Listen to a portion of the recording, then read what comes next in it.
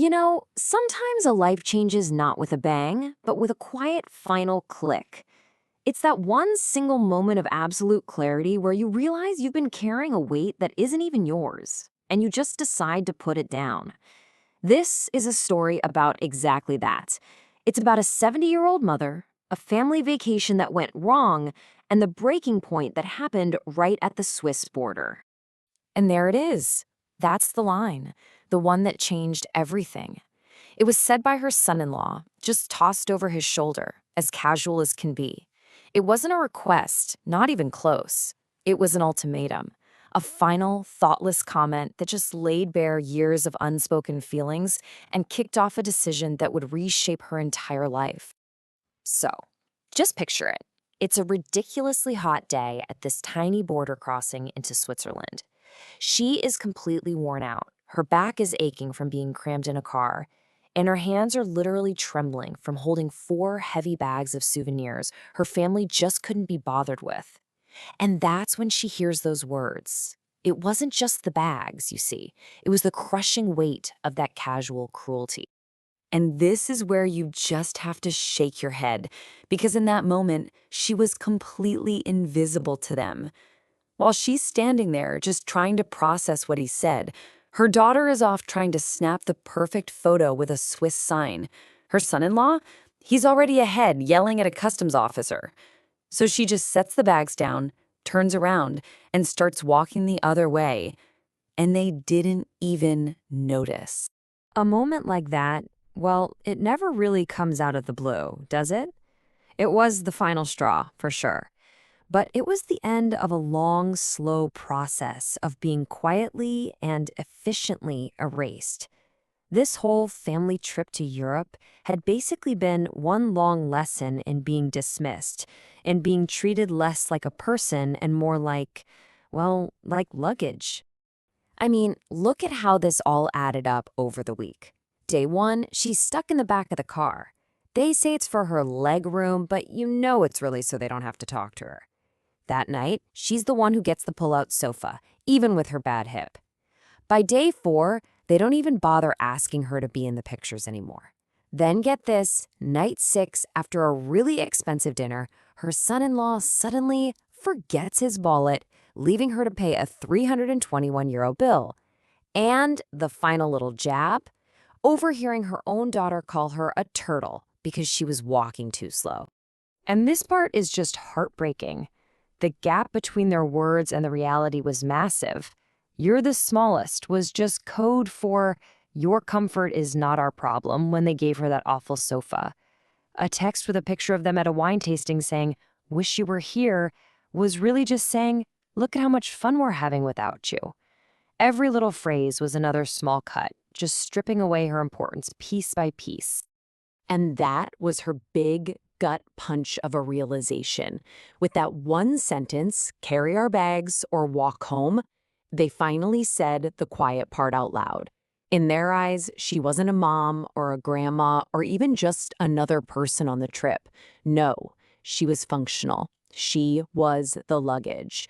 And she finally understood her role in their lives had been boiled down to what she could carry and what she could pay for. So what do you do with a realization like that? You don't scream. You don't fight. What's the point? They wouldn't have even thought she was worth the argument. So instead, she acted. And she did it with this quiet finality that was so much more powerful than yelling could ever be. She chose to believe them. They told her to walk home, and so she did. Just not the home they were thinking of. This is the incredible, quiet power of what she did. No big confrontation, no drama at the border. She just gently set their bags down, even fixed the straps so they wouldn't tip over, and walks down a little path towards a village she'd never even heard of. She literally turned her back on all that noise and just walked toward the silence. And the cost to start this brand new life? €2. That's it. That's what she paid for a bus ticket from a kind driver in a little faded bus. €2 to leave behind an entire life of being taken for granted and to step into the complete and total unknown. It's a pretty powerful number when you think about it, isn't it? The tiny, tiny price of absolute freedom. But walking away physically, that was just step one. What came next was this methodical, almost surgical process of reclaiming her life, her money, her independence, really her own name. She had been erased piece by piece, and now she was going to put herself back together, document by document. Her plan was so deliberate. Okay, first thing, she called the bank and cut off her daughter's access to her accounts. Done. Next, she updated her will and her power of attorney. Then she called a realtor and put her half of the house she owned with her daughter up for sale. And finally, she found herself a small, sunny apartment on the other side of town. Each one of those steps was another brick she was laying for the foundation of her new independent life.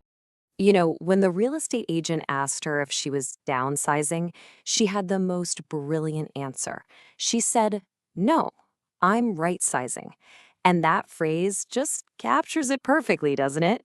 She wasn't making her life smaller. She was shaping it to fit her needs, her peace, her own self-worth.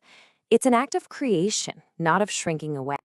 So, what did this new, right-sized life actually feel like? Well, it felt like quiet. After the constant noise of her family's demands and their little criticisms and their endless expectations, she just found this profound peace in the silence. And it wasn't a lonely silence. It was the silence of not having to constantly brace yourself for the next thoughtless comment. It was the silence of finally being home. And that brought her to this final, powerful truth. She realized she hadn't just run from a bad situation. This whole time, she had been walking toward something, toward a life where she was actually seen, where her comfort mattered, where silence was a choice, not a punishment. She had finally, after 70 years, arrived in a life that was 100% her own. So this whole story kind of leaves us with a question to ask ourselves. It's a simple one, but it's a heavy one. Are you carrying bags that aren't yours? We all carry things for the people we love, emotional baggage, financial burdens, all these unspoken jobs. But at what point does helping someone turn into you just serving them? At what point do you realize it's maybe time to set those bags down and just walk?